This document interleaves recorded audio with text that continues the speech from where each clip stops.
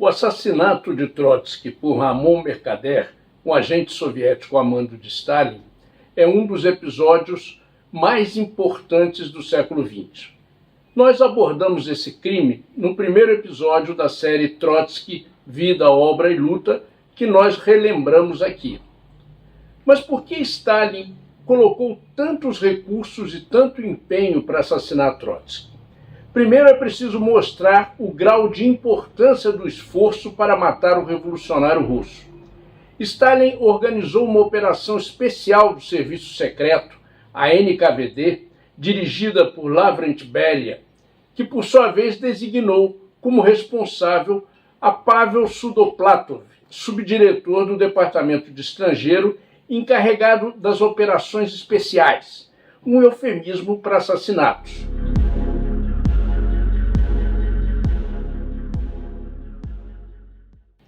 Em seu livro de memórias, que você pode ver na tela, Sudoplatov conta que no começo de 1939 foi convocado ao Kremlin, junto com Beria, para fazer uma reunião com o próprio Stalin.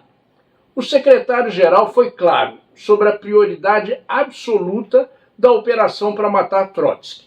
Segundo o relato, Stalin disse literalmente: Trotsky deve ser eliminado antes que acabe o ano e que a guerra seja desencadeada. Sudoplatov relata que Stalin estava muito insatisfeito porque a eliminação de Trotsky tinha sido encarregada desde 1937 a outro subdiretor da NKVD, chamado Spiegel Glass, mas este havia fracassado nessa importante missão de governo. Segundo Sudoplatov, Stalin lhe ordenou que fizesse pessoalmente os preparativos para mandar um destacamento especial, desde a Europa até o México, para eliminar Trotsky, e lhe assegurou que lhe seria proporcionada toda a ajuda e apoio necessário, isso é, todos os recursos da NKVD. Também garantiu que, se a operação tivesse sucesso, o partido recordaria para sempre todos os envolvidos e cuidaria não só deles, mas de todos os membros das suas famílias respectivas para sempre. Depois nós vamos ver como isso se deu. Mas por que era tão fundamental para Stalin matar Trotsky? Afinal, em 1939, a oposição de esquerda já tinha sido exterminada nas prisões soviéticas e nos campos de concentração da Sibéria. A Quarta Internacional, recém-fundada, era frágil. Trotsky estava exilado no México e quase não podia abandonar sua casa porque era constantemente ameaçado pelos stalinistas. Levando em conta essas circunstâncias, pareceria um exagero fazer uma operação tão custosa e urgente para eliminar um adversário aparentemente impotente.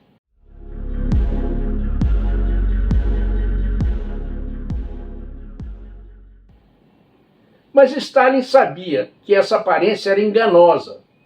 Trotsky ainda era uma referência para milhões de trabalhadores em todo o mundo. Ele tinha sido, depois de Lenin, o principal líder da Revolução Russa e também o fundador e máximo dirigente do Exército Vermelho que tinha vencido a Guerra Civil.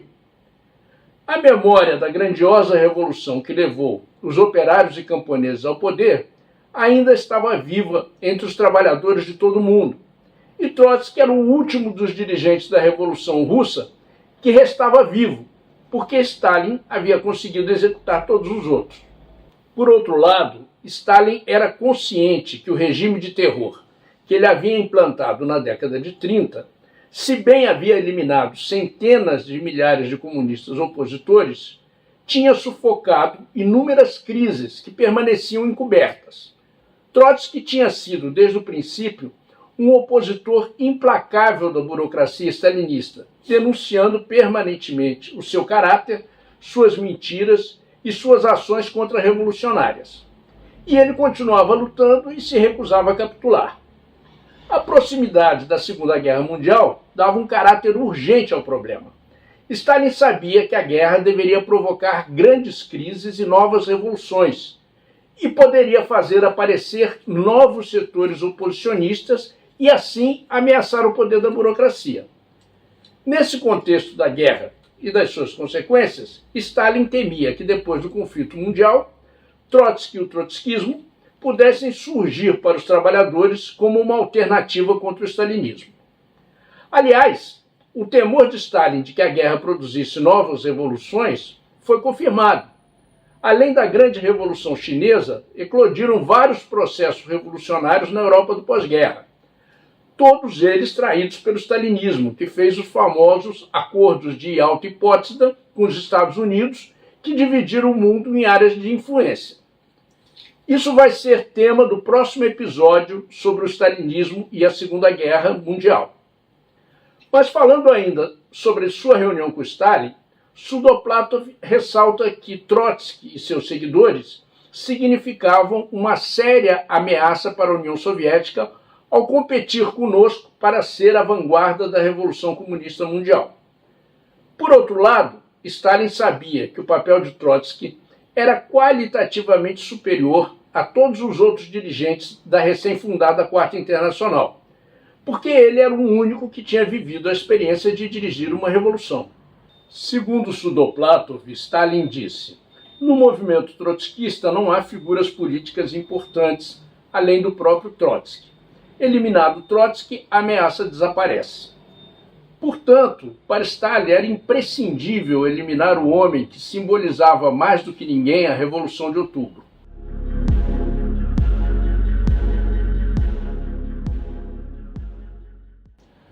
Sudoplatov formou duas equipes para assassinar Trotsky, ambas montadas por agentes que tinham experiência em assassinatos de dissidentes comunistas durante a Revolução e a Guerra Civil na Espanha.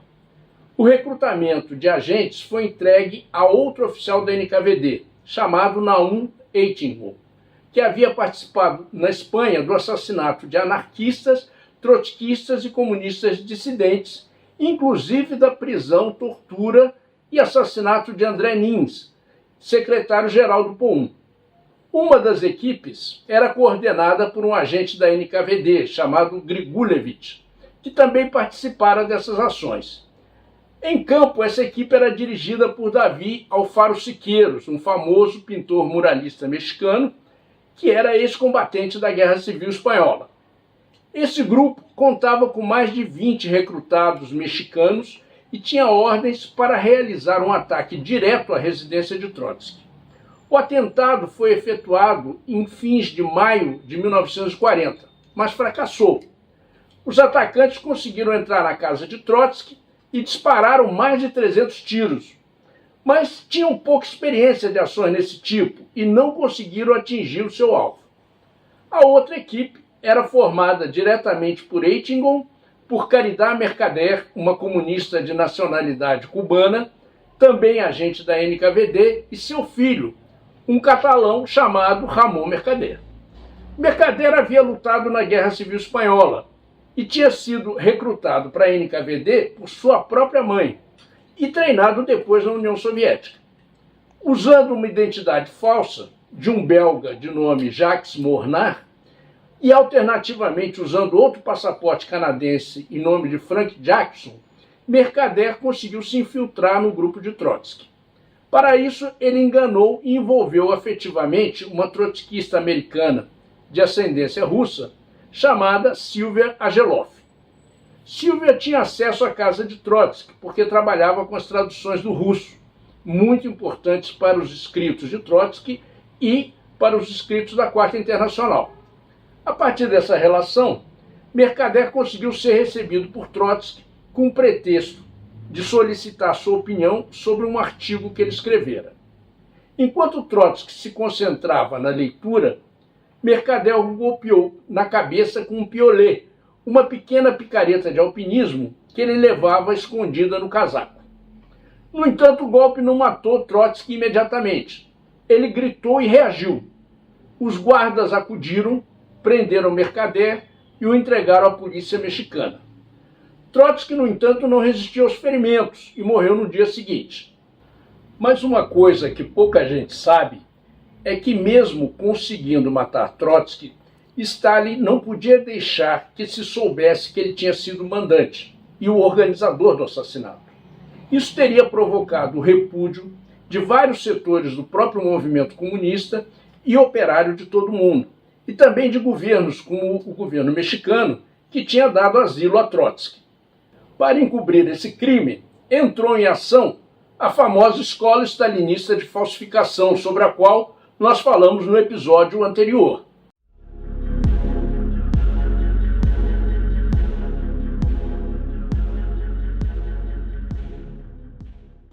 Para montar a farsa, Mercader tinha levado com ele uma carta falsa, onde ele afirmava que era um ex-trotskista decepcionado com seu líder, porque este estaria usando as contribuições financeiras que ele havia feito ao movimento para fins pessoais. Tudo mentira, claro. Dizia também que Trotsky tinha tentado convencê-lo a que se unisse a um grupo terrorista internacional que planejava assassinar Stalin e outros dirigentes soviéticos. Essas calúnias, muito parecidas às que tinham sido feitas nos processos de Moscou, serviam aos propósitos do stalinismo, que divulgou mundialmente que Trotsky tinha sido assassinado por um de seus próprios correligionários. Sudoplatov declara em suas memórias que era importante deixar transparecer uma motivação que pudesse minar a imagem de Trotsky e desacreditar seu movimento. Mas, com o tempo, as declarações de muitos dos envolvidos desmascararam todas as mentiras e calúnias do stalinismo.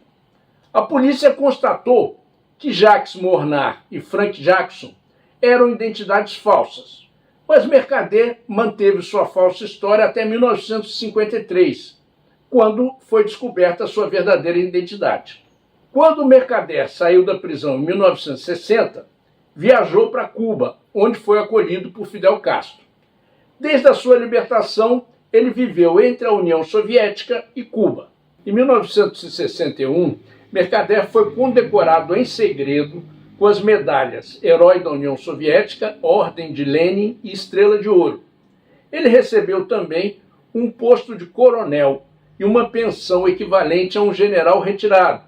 Além disso, conseguiu um apartamento em Moscou e uma dacha, ou seja, uma casa de campo.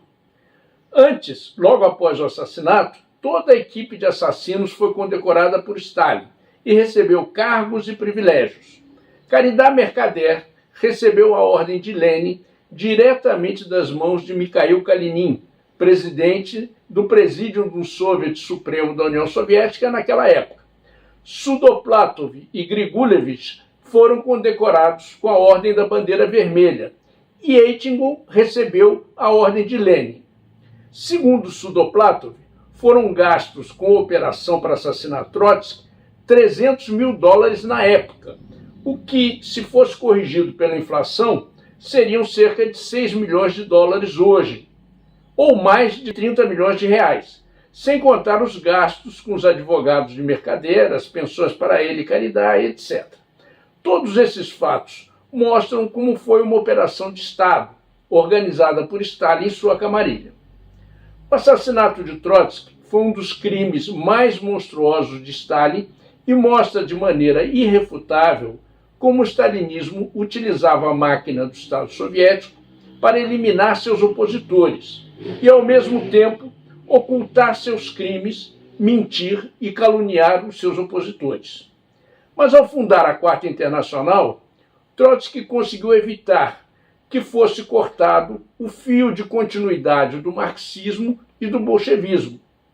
A história foi implacável e se encarregou de desmascarar os crimes do traidor Stalin, chamado por Trotsky, com justiça, de coveiro da Revolução. A verdade, que só o trotskismo denunciava naquela época, está confirmada hoje, não só pelos arquivos soviéticos e pelos mais sérios historiadores, mas pelos próprios burocratas e até pelos assassinos em suas memórias e depoimentos. Se você quer saber mais sobre o assassinato de Trotsky, indicamos alguns livros onde você pode conhecer mais sobre o tema. O primeiro é o livro de memórias do general Pavel Sudoplatov, da NKVD, que se intitula Operações Especiais e que nós citamos várias vezes nesse vídeo. Nós disponibilizamos o link para a edição em espanhol na bibliografia que se encontra anexa a esse episódio. Outro livro muito importante se chama Assim Assassinaram a Trotsky, do general Leandro Sanches Salazar, chefe do Serviço Secreto do México, encarregado pelo presidente Cárdenas das investigações sobre os atentados a Trotsky. Por fim, indicamos as biografias de Trotsky dos historiadores mais credenciados sobre o tema. A trilogia de Isaac Deutscher sobre a vida de Trotsky, principalmente o último livro, O Profeta Banido, e também as biografias de Trotsky de Pierre Brouet e de Jean-Jacques Marie, que você também pode ver indicadas na bibliografia anexa a esse episódio.